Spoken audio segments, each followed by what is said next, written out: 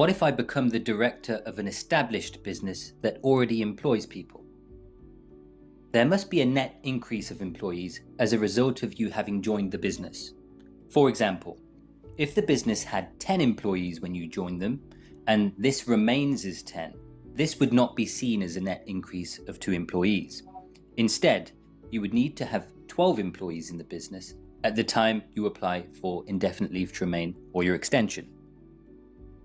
What if I'm a part of an entrepreneur team? If you are part of an entrepreneur team, you do not need to evidence more than 2 employees. However, you must be able to show that you are both directors in the same company and that you've invested the necessary funds.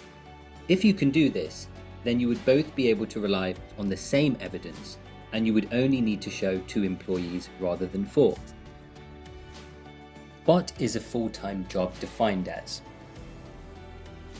Traditionally, for most businesses, a full-time employee would be somebody that works for the company for about 39 hours, often 39 and a half. However, for the purposes of the immigration rules, a full-time job is defined as being at least 30 hours per week. If you employ somebody, therefore, for 39 hours a week, and they remain an employee of your business for 12 months, this would still be defined as one full-time employee, despite you having had them working for 9 extra hours per week. It's therefore important for you to understand this requirement before you begin to prepare for your extension, so you don't end up hiring somebody and having them work for longer hours than both the immigration rules require and your business requires. Who is a settled worker for the purposes of the job creation requirement? The Tier 1 Entrepreneur Guidance states that for the purposes of this route, the following people will be considered as settled workers. First of all, a British national. Second of all, somebody that holds indefinite leave to remain, also known as ILR or settlement. Then we have British Overseas Territory citizens. Commonwealth citizens who are allowed to enter or remain in the UK on the basis that a grandparent was born here.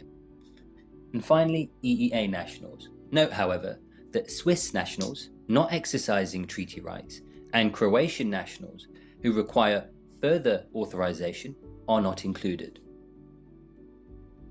What evidence will I need to provide to satisfy the job creation requirement? The evidence that you will need to provide will depend on the circumstances of your business. You will need to keep a complete record, of which includes the following: real-time information, usually provided by your accountant, known as RTIs, payslips, PAYE income tax records to HMRC, documentation to show the employee's start date, a record of the number of hours paid and hourly rate, which must meet the national minimum wage, and finally proof to show that each employee meets the definition of a settled worker. Our regulated immigration solicitors are available to assist you with your entrepreneur visa application, whether that be an extension or indefinite leave to remain. Please contact one of our lawyers today for a free initial assessment on 0203 744 2797.